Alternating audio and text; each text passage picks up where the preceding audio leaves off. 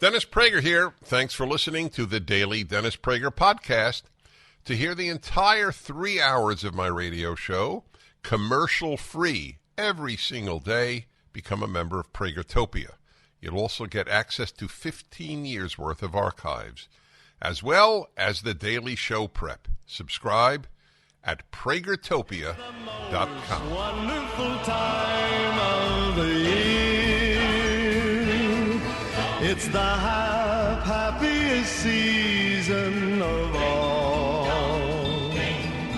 With those holiday greetings and gay happy meetings when friends come to call. Well, hello, y'all. It's the Happiest season of all, is it? It should be. It should be. That's correct. There's a piece in the Dennis Prager here, by the way, in the American Spectator, Christmas in a Better America. A fond look back at the 1970s. Those of us who remember the 1970s agree with this. Yeah. In today's America, that of the depraved 2020s, corporate America doesn't dare utter the word Christmas. Where was it? Some university in England actually announced that saying Merry Christmas is exclusionary. But it's at least 25 years ago that I had a professor from some law school in Indiana on my show. She was against the Christmas tree at her law school because it wasn't inclusive. I said, who doesn't it include? She said, Jews, for example. Not knowing that she was speaking to a committed Jew. And I said, I'm a Jew. I don't understand your argument. Why is it not inclusive? It's a national holiday. Are you opposed to it being a national holiday? Not everyone in the nation celebrates Christmas. I'm not even sure Jehovah's Witnesses celebrate Christmas, not just Jews. Agnostics, well, it's not true. Everybody can, that's the point, in some way, because you can celebrate it as your religious holiday, as a believing Christian does, or you could celebrate it as a national holiday, as others do. Not inclusive. You have to understand this is a basic principle of the contemporary world. People on the left have empty lives, as a general rule. I'm not talking about liberals. I'm talking about leftists. Liberals simply go along with the left, and they will answer to God for that. And I do believe that. This is not just a throwaway line. The left is destroying Western civilization, and liberals vote for them. But this is not what liberals do. But the left have to fill their emptiness with a cause. So they make up causes, like Christmas is not inclusive. So you have to say happy holidays, you have to say holiday party, because the person not celebrating Christmas as his religious holiday might be offended. If you're offended because your business has a Christmas party and you're not Christian, there's something wrong with you, not the business. Oh, God, it was so cathartic just to say that. But if there's anything people on the left cannot say is there's something wrong with me, it's not America, it's me. The day you say that, you have left the left. It is so interesting that the man writing this was a major thinker, Paul Kengor. I've had him on the show. He's a very serious thinker. That he looks back to the 1970s as a glory day, as a glory period in America. I mean, that was the time of some serious, the early 70s, serious anti-war demonstrations, sometimes riots, school buildings taken over by left-wing students, and a whole host of tensions in the country. And yet he looks back at it, and he's right. I'm not differing with him. I'm just noting that you don't have to even go back to the 1950s to think, oh, what a happiest time of the year. People used to walk around singing Christmas carols. Are you offended by that if you're not a Christian? Unbelievable. Yep. In America today, that of the depraved 2020s, corporate America doesn't dare utter the word Christmas in December. I take it upon me to say Merry Christmas to any public person. Like I was at the airport 2 days ago and just said Merry Christmas to people, like the one who checked in my bag at American Airlines. American Airlines couldn't find a pilot for my flight to Phoenix. I ended up in bed 4 a.m. That's the reason I wasn't on Friday. They actually could not find the co-pilot. To the pilot's credit, he actually was ticked off at his airline. It is so relieving to people when a person in authority levels with you. He was annoyed and did not hesitate to say so. He didn't know whether the co-pilot got the message that this was his flight or American never sent the message. There were two disparate claims. And he noted that. Anyway, I checked it in. I said, Merry Christmas. Sometimes people will say back Merry Christmas. Sometimes they'll just say nothing. Usually they won't say nothing.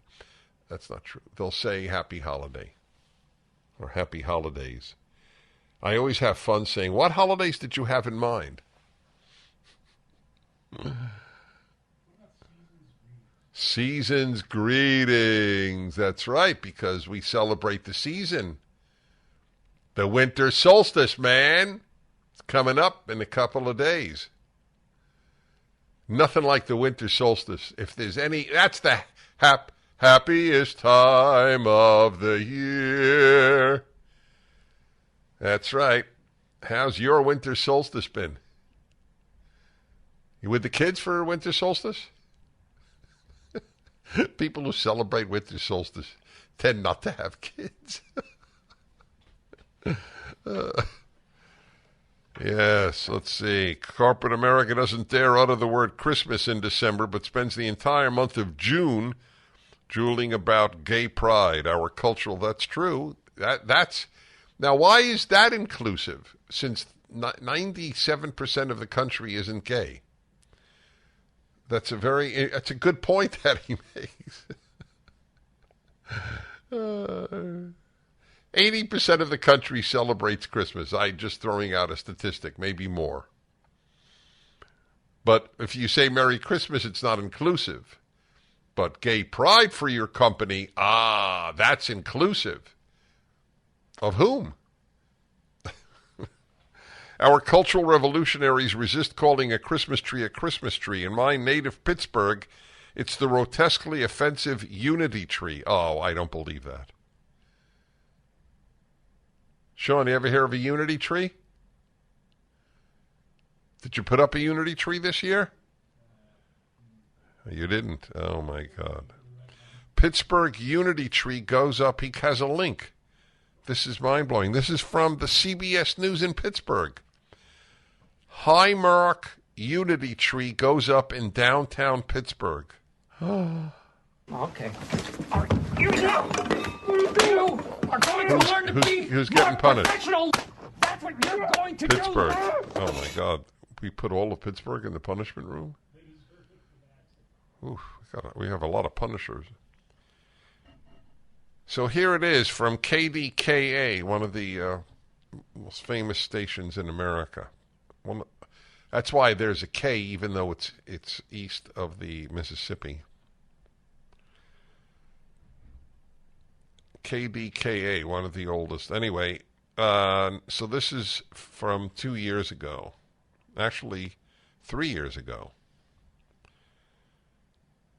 It's beginning to look a lot like Christmas in downtown Pittsburgh, a sure sign the holiday is near when workers start putting up the Highmark Unity tree on the Old Horns building. The tree is being assembled just in time for Light Up Night on November 22. I mean, there's no irony. There's no explanation in the article. What is a unity tree? I don't even understand what it is.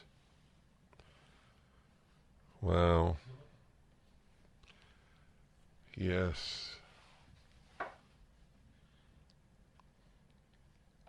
Well, we will continue. 1-8-Prager-776-877-243, 776. Somebody put up a video with my voice uttering expletives.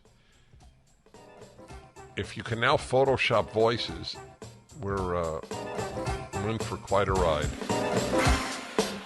Look, you did the tough thing during COVID. You paid your people and pulled your business through the pandemic, or really the lockdown. And now, doing the tough thing could qualify you for up to $26,000 per employee at covidtaxrelief.org. Government funds are available to reward companies with 2 or more employees who stayed open during COVID. This is not a loan, and you don't have to pay it back. The program is complicated, but nobody knows more about it than the CPAs and tax experts at covidtaxrelief.org. You pay nothing up front. They do all the work and share a percentage of the cash they get you. Businesses of all types, including nonprofits and churches, can qualify, including those who took PPP loans, even if you had increases in sales. You did the tough thing for your employees during COVID. Let covidtaxrelief.org help you get up to $26,000 per employee. Visit covidtaxrelief.org. That's covidtaxrelief.org. Field and fountain, moor and mountain,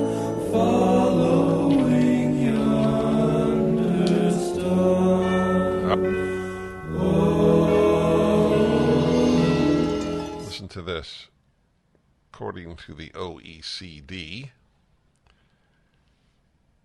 the country with the least percent of excess death 2020 to 2022 is Sweden, who rejected lockdowns, masks, and school closures. Wow.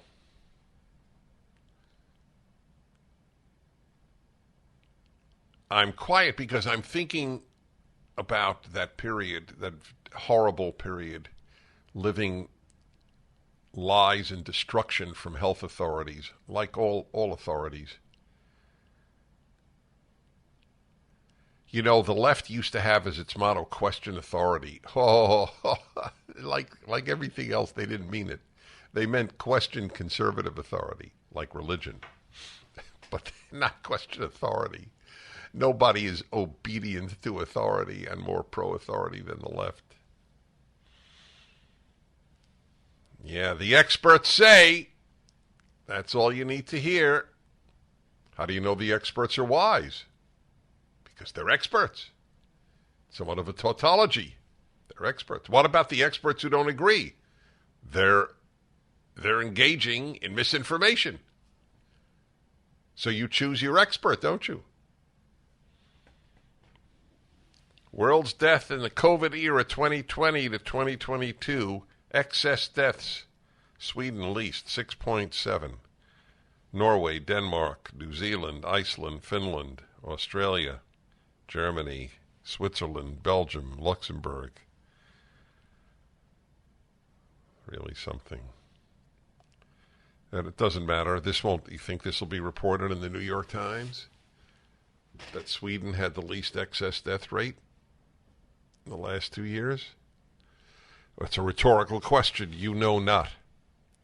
Paul Kengor writes in The Spectator so correctly how the world was so different.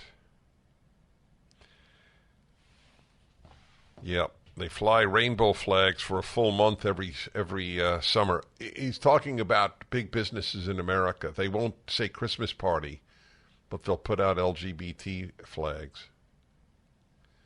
Because according to the left, really the national holiday is LGBTQ month, Indigenous Peoples Day, no more Columbus Day, right? No more America as it was known until a few years ago. That's basically what the left is about. There's no room for Christ at the inn, but drag queens are welcomed at the local library. Bullied and blackmailed by LGBTQ fanatics. Even NASCAR touts gay pride logos. And the NFL launched an absurd football is gay TV ad campaign. The NFL promotes Black Lives Matter literally across its end zones. But this year disrespects Christmas Day and Christmas Eve by running a full spate of football games. Christmas is out, LGBTQ is in.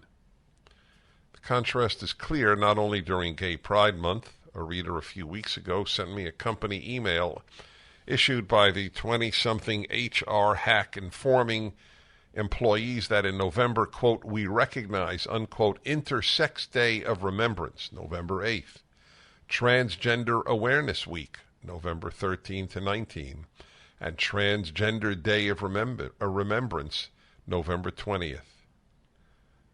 That was an official mailing of a company. The reader observed that in a few weeks it would be December. Would HR be sending out a special email noting that month the company recognizes Christmas? Of course not. The lunatics, ladies and gentlemen, have taken over the asylum. The cultural barbarians are inside the gates. The left's long march through the institutions is complete. Welcome to the new America, where the assault on Christmas continues by the discontented disciples of diversity. It was not that long ago, when truly everything was different at Christmas time. Readers over the age of 50 could think of numerous examples of how the bygone America they grew up with was not so blatantly pagan. Personally, I could go on and on with examples, but one era consistently strikes me every year, Christmas in the 1970s.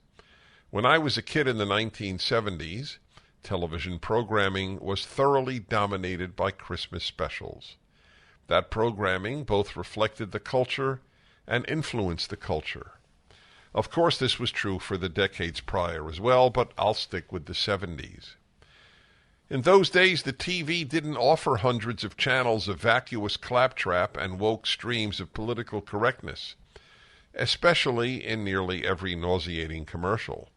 Obviously, there was no YouTube or Netflix or Amazon. There was, in effect, ABC, CBS, NBC, and PBS. That was it. But my point, in those days, every evening from about Thanksgiving until December 25th, Christmas shows were broadcast.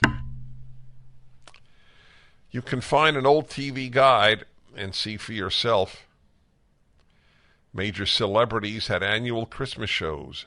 Bing Crosby, Bob Hope, Dean Martin, Andy Williams, Perry Como, Jimmy Durante and the Lennon Sisters, Johnny Cash, John Denver, Wayne Newton, Frank Sinatra, Sammy Davis Jr., Lawrence Welk, and whoever else had a popular variety show, Sonny and Cher, Donnie and Marie, the Osmonds.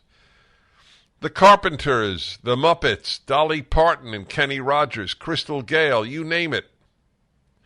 Some of the scenes in these annual celebrations became iconic, such as Crosby and weirdo David Bowie coming together, the old generation and the new, to touchingly sing The Little Drummer Boy. Sitcoms did special Christmas episodes, Little House on the Prairie, The Waltons, All in the Family, The Brady Bunch, Laverne and Shirley, The Jeffersons, you name it. Of course, there were also the cartoons, How the Grinch Stole Christmas, A Charlie Brown Christmas, Frosty the Snowman, and so much more. We continue. MyPillow is excited to bring you their biggest bedding sale ever, and just in time for Christmas. For a limited time, get the Giza Dream bed sheets for as low as $29.98, a set of pillowcases for only $9.98, and rejuvenate your bed with a MyPillow mattress topper for as low as $99.99. They also have blankets in a variety of sizes, colors, and styles. They even have blankets for your pets. Get duvets, quilts, down comforters, body pillows, bolster pillows, and so much more, all with the biggest discounts of the year happening now. They're also extending their money-back guarantee for Christmas until March 1st, 2023, making them the perfect gifts for your friends, your family, and everyone you know. So go to MyPillow.com and use the promo code Prager or call 800-761-6302. You'll get huge discounts on all MyPillow bedding products, including the Giza Dream bed sheets for as low as $29.98, and get all your shopping done now while quantities last. To rock the night away. Jingle bell time is a swell time to go riding in a one-horse sleigh. Oh, giddy up, jingle horse, pick up your feet, jingle around the clock. Mix and mingle in it. I got a real doozy for you. Randy Weingarten, one of the most destructive human beings in America, a woman who has basically only done bad in her professional life. If there was a list of the 10 most destructive forces in America, she would be on it. I don't know what number she would be. American Federation of Teachers president. What she has done to the teaching profession has made it a farce. Worse than a farce. Actually an injurious farce. Anyway, she has a tweet out. Happy Hanukkah to all those beginning their celebration tonight. Wishing you love. The rape of the word love by the left. Oh, God, like all other words that once had meaning. Wishing you love. Woman who is so hate-filled but is wishing you love. Anyway, it doesn't matter. What I want to comment on is the way she spelled there. The head of the American Federation of Teachers doesn't know the difference between T-H-E-R-E and T-H-E-I-R. Happy Hanukkah to all those beginning their T-H-E-R-E celebration tonight. It's so fitting. I can't tell you that the head of the American Federation of Teachers misspells their. Before you put up a tweet of about 20 words, let's see, 2, 4, 6, 8, 10, 12, 14, 16 words, you should read it. Maybe she did. Oh, yes. It's quite something. What did Mike Pompeo said? She's the worst person in America? That was gutsy. That's a tough one, because there are many worsts, and she hasn't murdered anybody. She is committing homicide on the country and on the teaching profession, but that's not the same as murder. All right, let's see. We have a call from Pittsburgh. I'm curious. Anthony in Pittsburgh, hello. Dennis, you need to move here, run for mayor, and save our city from turning into San Francisco East. Ironically, if I were to move, Pittsburgh would be on my short list. I love Pittsburgh. Oh, great restaurants, so many ethnic restaurants, but the government has been taken over by the DSA, and the last mayor, Peduto, covered up our Columbus statue. He removed the Stephen Foster Memorial, and he was behind. Wait. What? Wait. What did he do to the Stephen Foster Memorial? Had it removed. On what grounds? Well, the statue it was Stephen Foster there with a notepad writing songs, and there was a black man part of the statue playing a banjo, and, that just drove them nuts because they deemed it racist, offensive, and everything else. Yeah, so Stephen Foster's been erased. So, I know that this may not be easy for you to answer because you might feel sensitive about it, but I if you feel okay to answer, why do people vote Democrat in Pittsburgh? Half of them are the union people and the minorities in the inner city who just pull the D lever every year, and the other half are from the university. We've got two big universities here. Are the young university people who've been brainwashed by their leftist socialist professors. Wow. So The union member one is the saddest. These people tend to love America, the blue-collar worker, and they vote for people who loathe it. Yes, mostly the older union guys. Some of the younger ones, they're not all in, on the Democrats. But hey, yeah, go on. Since you love the symphony, had you ever come to Pittsburgh to the Pittsburgh Symphony when Andre Previn was conducting? No, but believe it or not, I don't even know if this will resonate with you. I saw the Pittsburgh Symphony, one of the greatest orchestras in the world, by the way. I saw them perform at Carnegie Hall when I was in high school, and William Steinberg conducted. Oh, my goodness. Yes, that's the word. Oh, my goodness. Folks, you could hear William Steinberg in the Pittsburgh Symphony on the internet. The performances are mind-blowing. I'll mention something about that later. Go tell it on the mountain that Jesus Christ is born. Go tell it on the mountain, over the hills and everywhere. Go tell it. Hi, everybody. I'm Dennis Prager. Happy Hanukkah, Merry Christmas.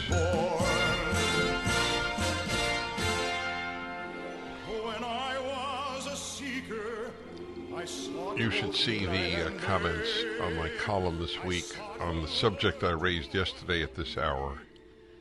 People whose kids won't come over or have them, or even let them see the grandchildren because the parents are Republican or conservative or voted for Donald Trump. I hope you read the article. I hope you send it to everyone you know. The greatest hate in this country is left-wing hate. There is nothing comparable in terms of amount.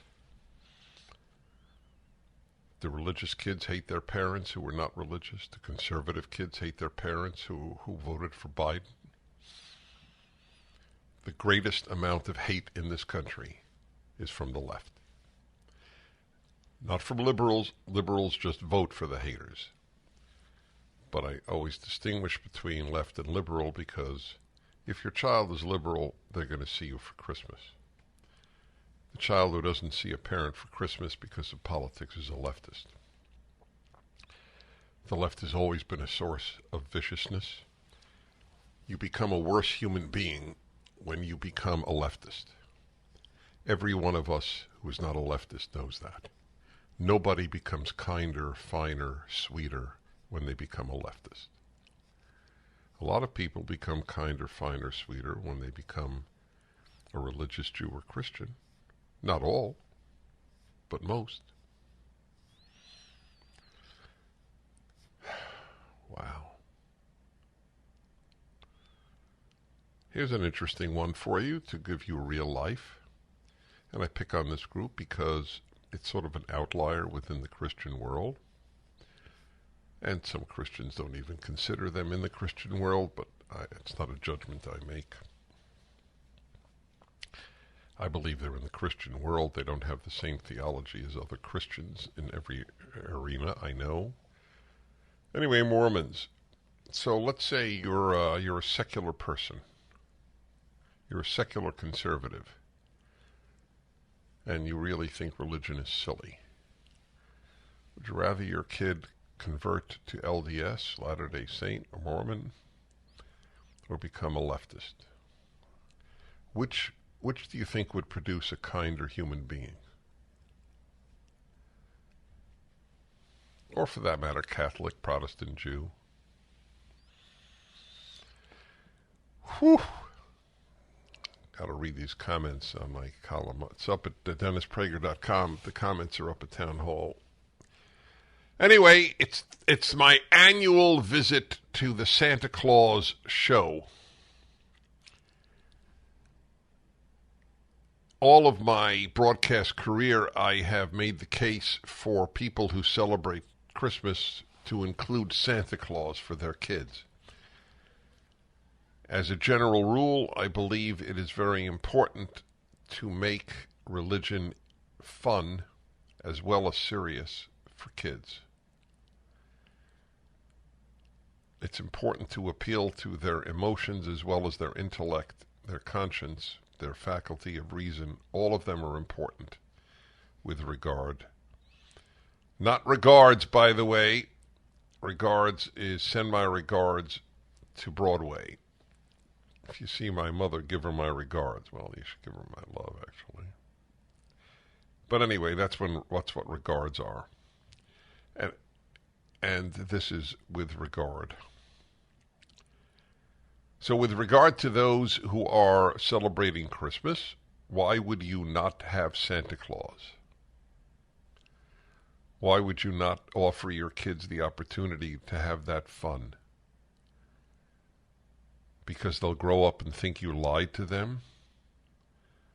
With all respect, and I mean it with all respect, I'm not throwing it out as a line, because there are some people worthy of respect who hold this.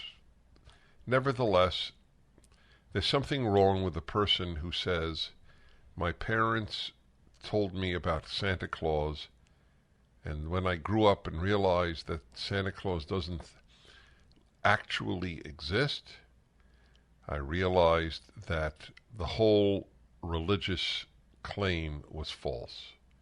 Or I came to realize my parents lied to me. Anybody who draws either of those conclusions is a fool. You must have had a really great upbringing if you're angry at your parents for Santa Claus. You really had to stretch to find something to be annoyed at them with regard to. Regard. So, Mr. Smith, what brings you to my psychotherapeutic practice here? Well, trouble with my parents, really. And what was that, Ms. Smith? They lied to me. Really? Your parents lied to you? Whew. What was this? Was this a regular practice? Every single year? Your parents lied to you every year? Wow. It's a good thing you made an appointment with me. You might even need shock therapy. And what did they say every year? They played along with Santa Claus. Oh, you must have PTSD. Post-traumatic Santa syndrome. Yeah.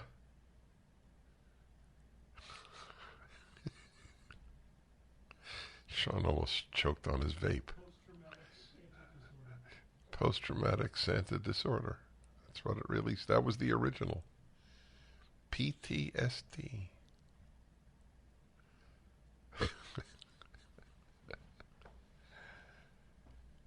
You got really great parents if you're ticked off at them over Santa Claus. So to the parents, may I say, if your child gets angry at you later on for telling them there's a Santa Claus, you got one unhappy puppy for a kid. Your kid will make only one person happy in his or her life, his or her therapist, because they're going to be there a while. And most therapists will agree you were lied to. I understand why you're in my office. So, in case you didn't pick up on it, I mock the idea that you're lying to your children if you give them Santa Claus. 1-800-777-877-243-777-6. 877-243-777-6. 877-243-777-6. Yeah. That was great. Who did that for us? That's really special. Cote, man named Cote. Cote, thank you.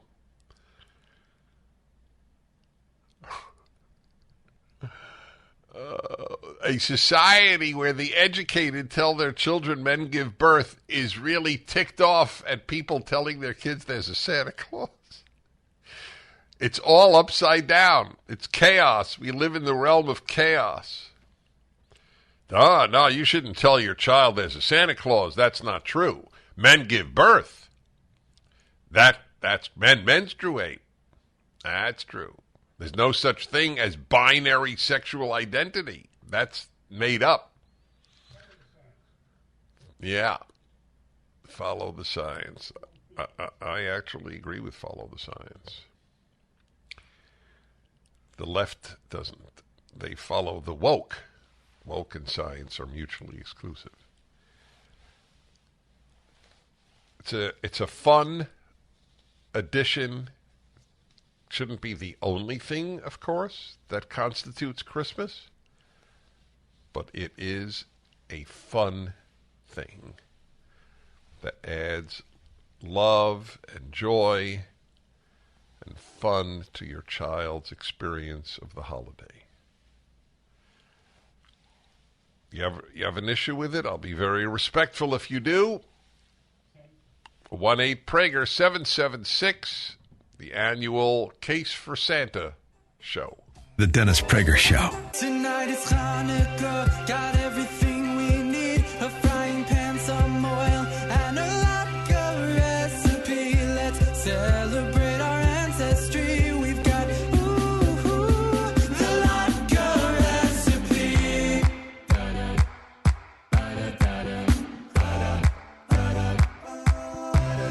Some potatoes, peeling great. Shredding onion, tears streaming down your face. Then salt and pepper to your taste. Add a tablespoon of flour, a pinch of baking powder. Then add 2 eggs and mix it all together. It's my annual Santa hour, dedicated to those with post-traumatic Santa disorder. The poor folks who think their parents lied to them because they told them about Santa Claus. You must have had great parents if that's your big problem. But some of you hold that position, and I'm going to take your call and be very respectful. You don't lie to your children.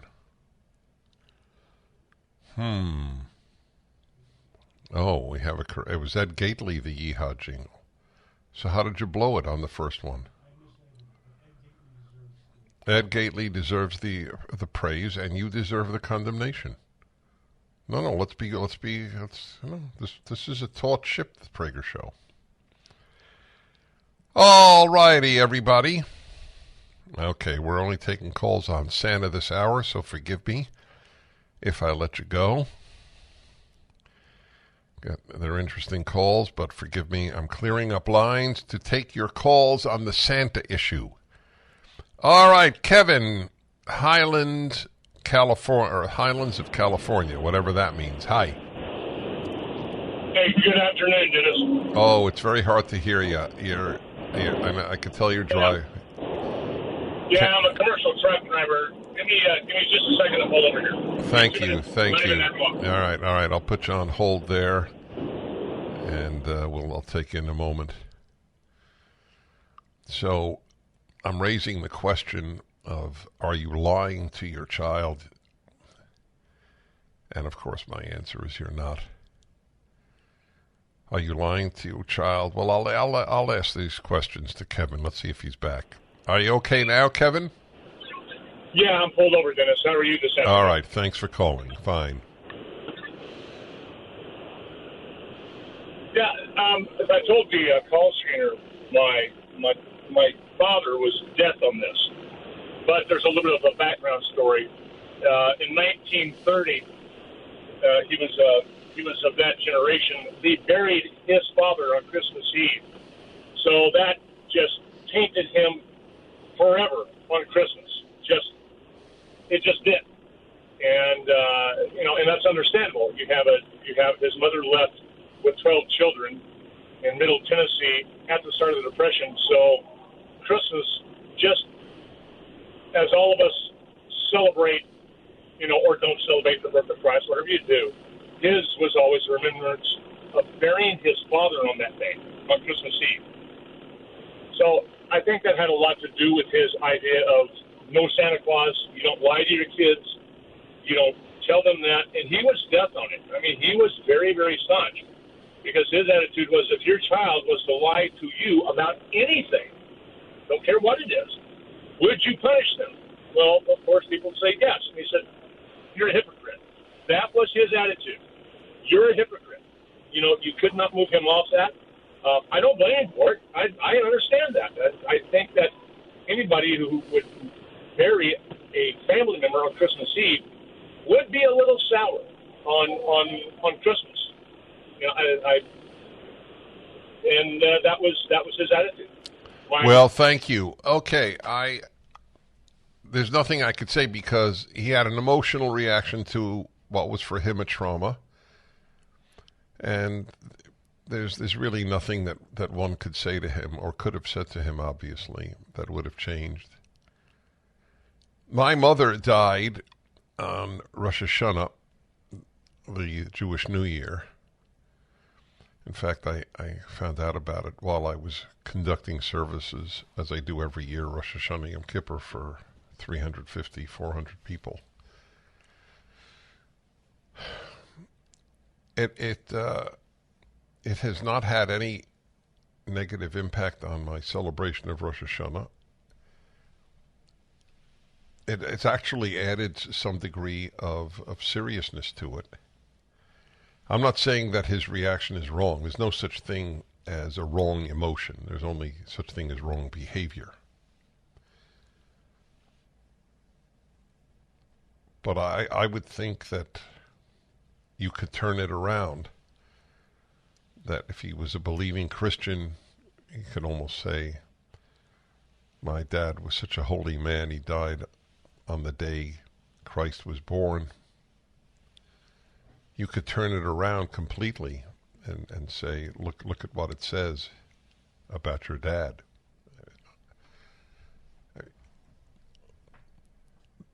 The only freedom we have in life is how we react to what happens to us. We don't have freedom to choose what happens to us. We have freedom to react to what happens to us. And he chose to lament Christmas because his dad was buried Christmas Eve. He could have turned it into a holiday of remembrance of his beloved dad. He chose not to. I would better understand if somebody lost a child and was buried on Christmas Eve than somebody lost a parent. There are, after all, levels of trauma in life. Like there are levels of sin, levels of goodness. Anyway, on lying to the children, do parents who tell their kids that the tooth fairy is going to leave them $1 bill or whatever they now leave, $100 bills, I guess, in some cases, for their tooth, are they lying to the child? Have we lost an ability to rationally use words? We return. Got no sleigh with reindeer, no sack on my back. You gonna see me coming in a big black Cadillac, rolling with the Hi, everybody. I'm making the case for Santa Claus. If you have Christmas in your home, why you should have Santa. You're not lying to your children. And you are making a richer experience for them. It's fun. You're protecting their innocence, which is an extremely good thing to do. Now, if they out and out ask you, especially if they're older, well, is Santa real? You can have all sorts of answers. And, you know, if they're 15 and they ask you, is Santa real? You can tell them what you would like to tell them. Of course, what Santa expresses is real. And you don't want to out and out try to fool them. That's not the point of it. But to enjoy it it just adds to the holiday. With regard to the pagan issue, as I was saying, good religion fills old bottles with new wine. So that you take ideas that humanity had, but you monotheize them. You render them monotheistic to the one true God, as Judaism and Christianity believe. And that's what you do. That you would use ancient vessels to pour in the new wine makes sense, because that's what people are used to. They might as well argue that the entire sacrificial system in the Torah is pagan, because every single pagan nation had sacrifices.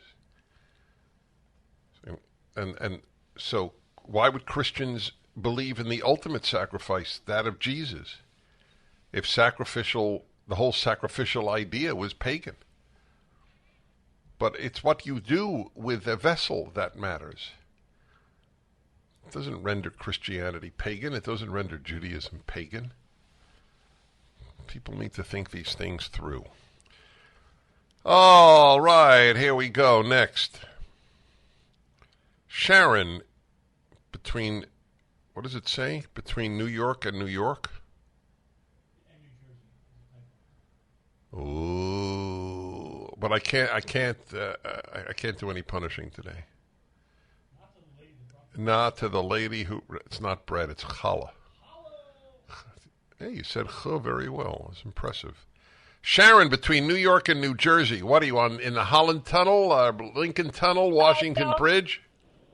No, I'm actually in Rockland County right now, so close to New Jersey. I often make that trip back for doctors and whatnot. And I heard what you were talking about, and it's been an issue for me for decades with my friends and family.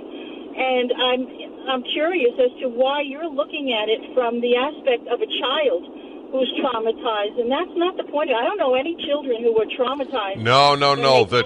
The mockery, and I was mocking, was the people who have called me over the course of years to say, when they realized there was no Santa, they realized there was no God. They were traumatized in finding out that there was no Santa. That's what I was referring to. I see. However, I do want to make a couple of points. When my friends would say, well, why would you deprive your child of that fantasy? And I say, it's not a fantasy for them. It's a reality, because that's what I told them. It's a fantasy for me, because I'm in on the joke. I'm in on the lie.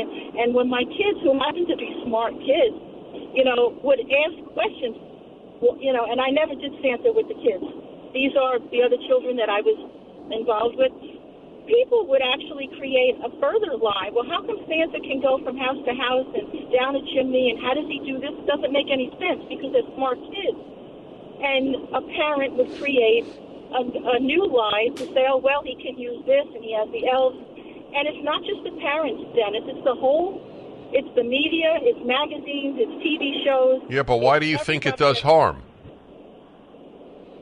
Because when, let's say, an older child then comes and asks the parent, is Santa really real? And you say, well, no, honey, but don't tell your little brother. So now that child has to be a co-conspirator and lie to his little brother and make believe there's a Santa. I mean, it goes on and on. Grandparents. Right, so you're right. You're right. It does go on and on. I'd still like to know what the harm is. The harm is I believe that there's a little chink in the armor of trust. That is, you can't see it. Were you raised with Santa Claus? At a very young age, yes. And was it a chink in your trust in your parents when you realized that he didn't really exist? I had a lot of thoughts about it No. Just please tell me that. That was the claim you made. So I simply want to know if you trusted your parents less the rest of your life because of Santa Claus. I did not trust media, and I did not trust that my parents were involved in it. Yeah, that they were swayed by media. And so else. it was a flaw. You feel it was a flaw in your parents raising you with Santa? No, they didn't have a flaw. They were immigrants here. They went along with the narrative. Okay, so they were sheep. Santa Claus. They knew that there was no Santa. They were sheep. That's what you're saying. Yeah, but let me point out the other side of it. The gifts that all the children look forward to at this time, my parents didn't say they came from Santa, which is another big thing that the people buy into. They say, "Oh, if you're not good, you're not going to get any presents." Mm-hmm. What's wrong with that? Oh, I think that's great. I love it. No matter whether you're good or bad, you're going to get the same presents is a pretty stupid message, in my opinion. I'm not saying you're stupid, God forbid. But it's a stupid message. Santa doesn't give a damn how you behave? Back in a moment. Bells are ringing, children singing, all is merry and bright.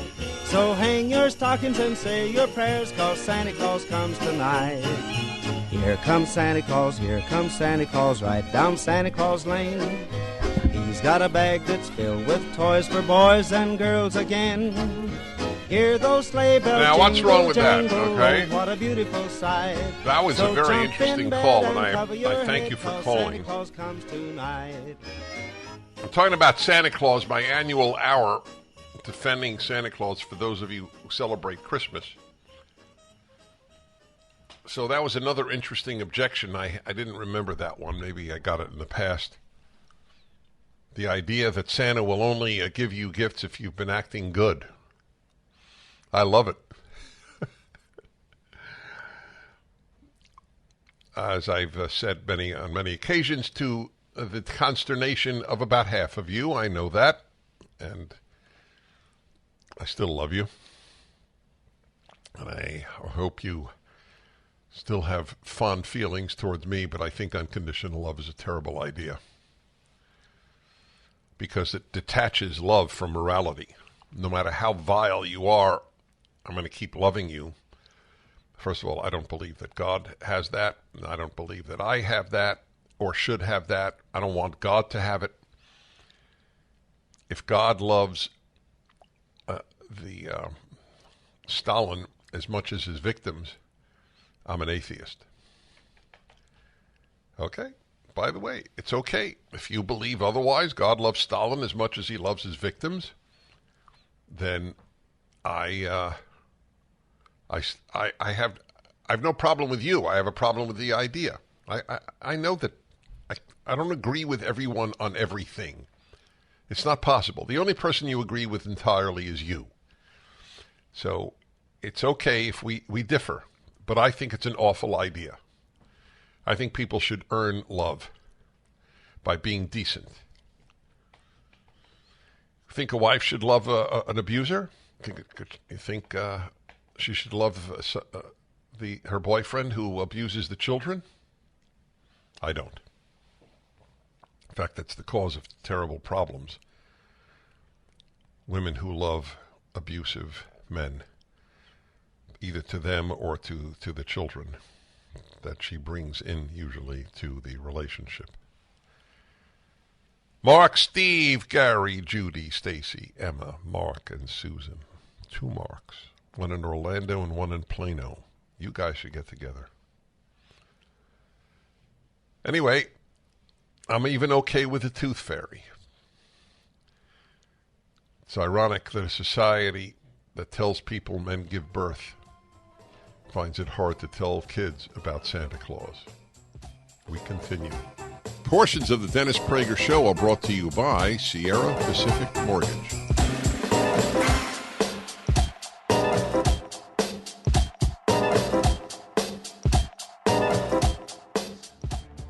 Hi, everybody. The Ultimate Issues Hour, 3rd hour every Tuesday. And what would be more appropriate than a religious theme, given the season we are currently in? Holy for Jews and Christians, and should be holy in some sense even for atheists. No reason why you can't partake of the spirit of the time, and you should. So, hi everybody, Dennis Prager, Ultimate Issues Hour. So, I have a very broad question. I have, throughout my broadcast career, raised this. I don't know the last time I did, however. What stops you from being religious? Simple as that. Like to hear what stops you. Increasingly, more and more Americans are not. And it is the tragedy of our age. And let me make my my singular argument that I have been making only of recent.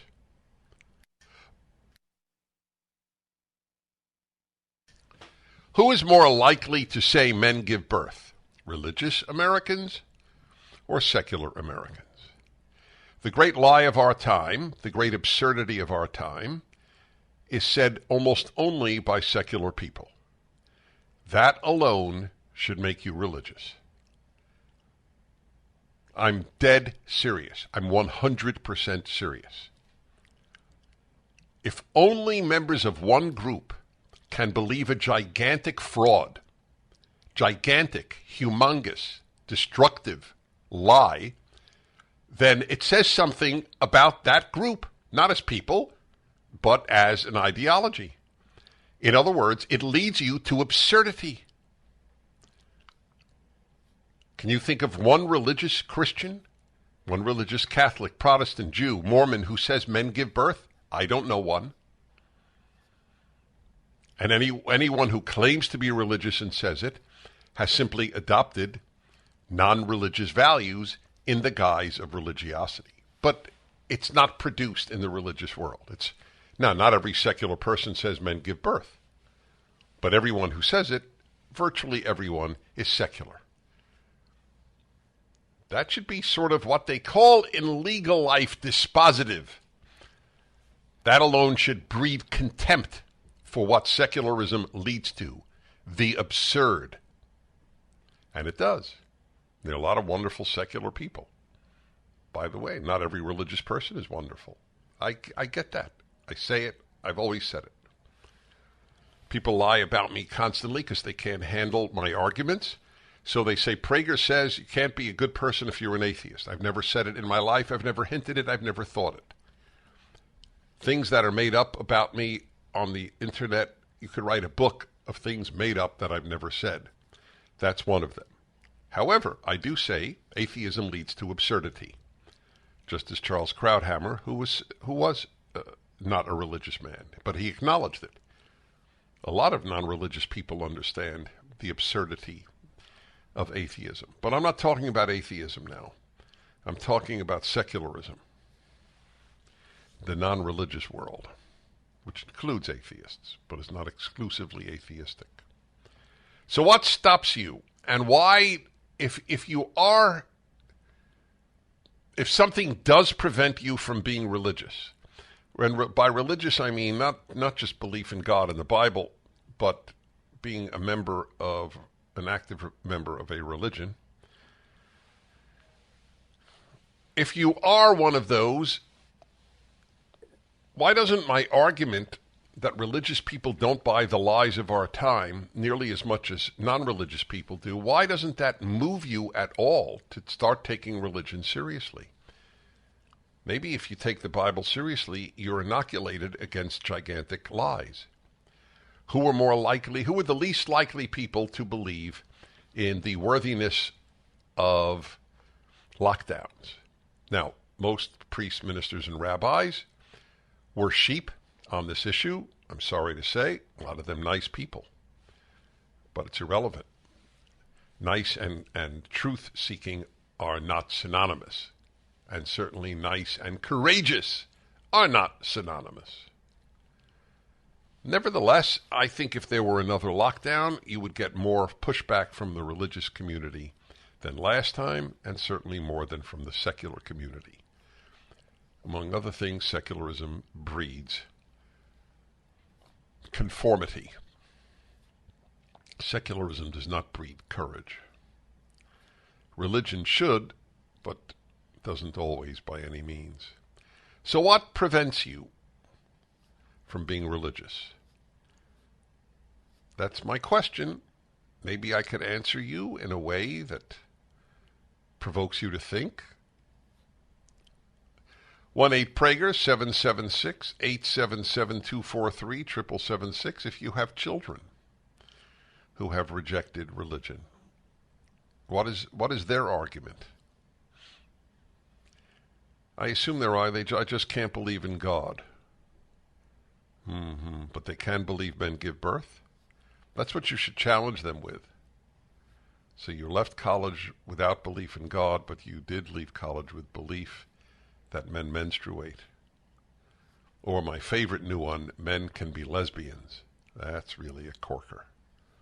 Woman in Norway who happens to be lesbian is on trial. She may go to prison for 3 years for hate speech because she said men cannot be lesbians. So this is the Ultimate Issues Hour. What prevents you or people you know from being religious? I have grappled with the issue all of my life, so I might have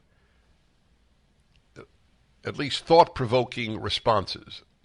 I'm not here so much to convince you as I am to challenge you.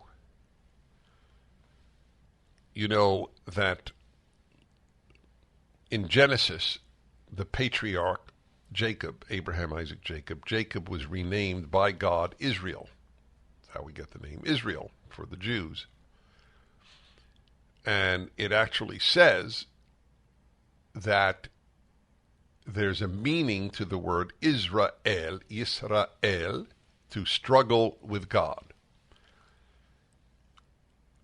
So that's an amazing thing. The chosen people are really, literally, the struggle with God people.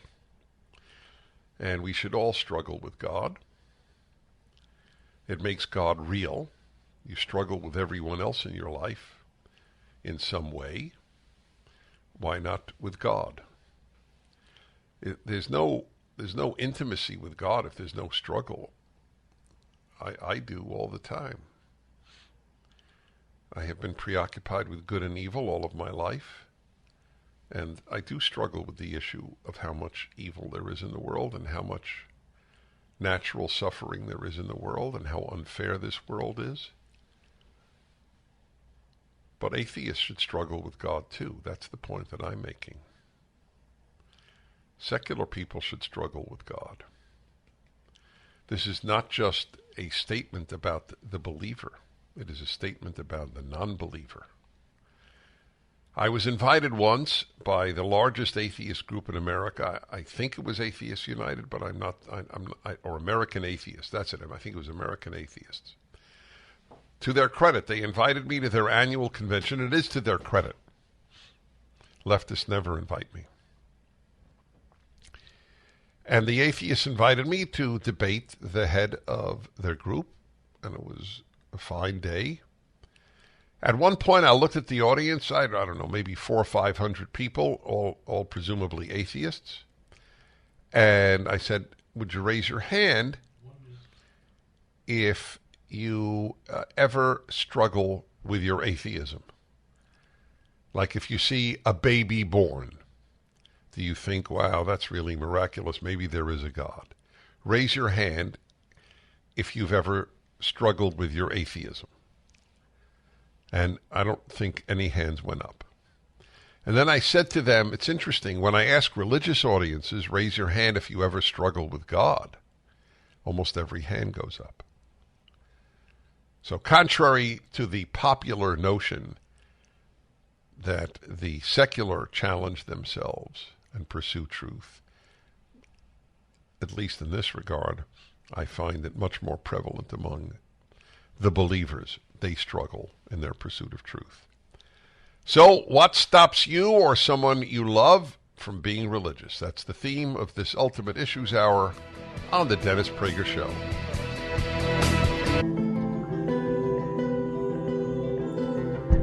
Hey, a reminder, my friends, we have a beautiful campaign here for kids who have a parent in prison. To get them a gift for Christmas, Give them some religious literature. Try to give them usually a father on earth and a father in heaven. That's my words, not theirs. Anyway, it's a beautiful thing. $25 takes care of a kid with the gift, hopefully a note from the parent. What percentage have I filled my promise there about raising? I think I'm in the 90-something percent. Remind these children that they are never forgotten. Go to the Angel Tree banner at DennisPrager.com and look at that, Adventures in the Bible, really good stuff. Oh, I'm at 111%? Of course there's no reason to stop. That's why I'm continuing to ask. We should go to 200%. The Angel Tree banner at presents are a testimony of God's love for the incarcerated parent. Okay. Angel Tree banner at DennisPrager.com. I'm Dennis Prager, the subject of the Ultimate Issues Hour this week, fittingly, given it's Hanukkah and Christmas, is what prevents you from being religious, especially since it is almost only non-religious people who believe the lies of our time like men give birth. This should be a turning point for those of you who are secular and who love truth. The religious are much less likely to believe in frauds. That's a big deal. That is really a big deal.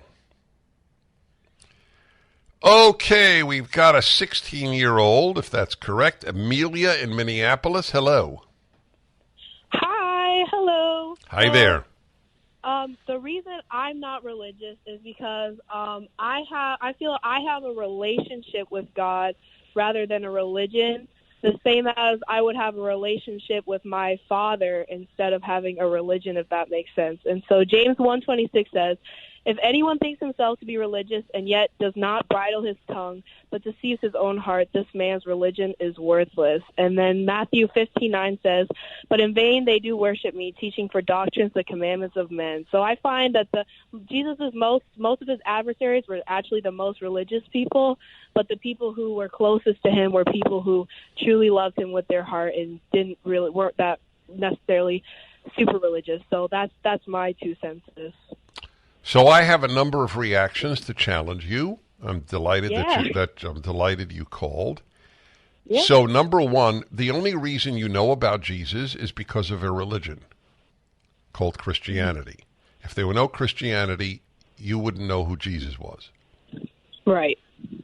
So if you opt out of religion, you will not have a conduit for your deepest belief, which is Jesus. Mm-hmm. You need to know that religion is the conduit. It's the train, it's the ship, it's the airplane, the truck that carries these values and beliefs to the next generation. It's like saying, I believe in cargo, but I don't believe in cars. But you don't get cargo anywhere without the car. Mm-hmm. So that's my first one. Secondly, you don't. If your whole thing is your relationship with Jesus, you won't have a community. If it's just you and Jesus or you and God, where are you going to find your community? If one's religion is entirely one's relationship with God, and third, the God that you believe in was handed down through the Bible. The Bible was handed down by people who had a religion, first Judaism and then Christianity. Right. So just it's important for you to realize that. Otherwise, in effect, one is inventing one's own religion. Now, some people do that, and they're successful. But unless you're starting Ameliaism, I think you should give religion a try, give religion a chance, Well, yeah, I totally hear you. And religion is the belief in the worship of superhuman powers, especially God or God. So, well, it's the same belief as you have. Where do you and Christianity differ? Well, where I differ is I believe so many Christians are just so religious in their acts. No. I didn't ask where you differ from other Christians. We all differ from many other people in our religion. Where do you differ from Christianity?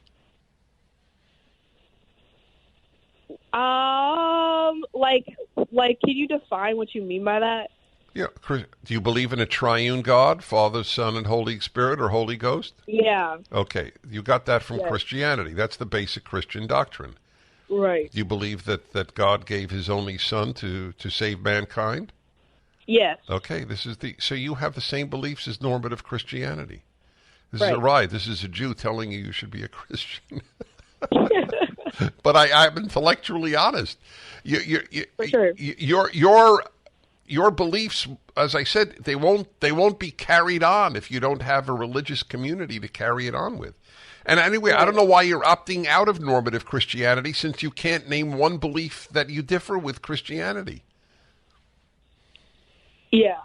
All right. Bless your soul. I'm going to let you go. Thank you. Merry Christmas. On the assumption that you're celebrating Christmas. Okay. Let's see here. Let's take a Jew. Let's take a Jew. Okay, I assume it is by the nature of the call. Dean in Northvale, New Jersey. Hello. Actually, Dennis, I'm not Jewish, but I'm not religious. Wait a minute. So wait, it says not religious, but follows the Torah. Yes. Okay. All right. Fair enough. At least you understand why I assumed you were a Jew. Oh, absolutely. Okay. Here's even more understanding. The only reason why I know about the Torah is because of your 3 books that you put out, and it's freaking me out. I realize how important religion is to a human being. And the reason why I'm not religious is because I have trouble believing that there's a God. However, I also have a huge problem with not believing there's a God. And being extremely rational, reading your rational Bible, I am convinced that the only way that you can survive in a society like we have is through either the Torah or actually the Torah and the rules and yes. So hold on, you're a thoughtful man, and let me just say to all of you, it's true, it will freak you out. My Rational Bible series, these 3 volumes that are out, they make a great Hanukkah Christmas gift. The Rational Bible. Dennis Prager here. Thanks for listening to the Daily Dennis Prager Podcast. To hear the entire 3 hours of my radio show, commercial-free, every single day, become a member of Pragertopia. You'll also get access to 15 years' worth of archives, as well as the daily show prep. Subscribe at pragertopia.com.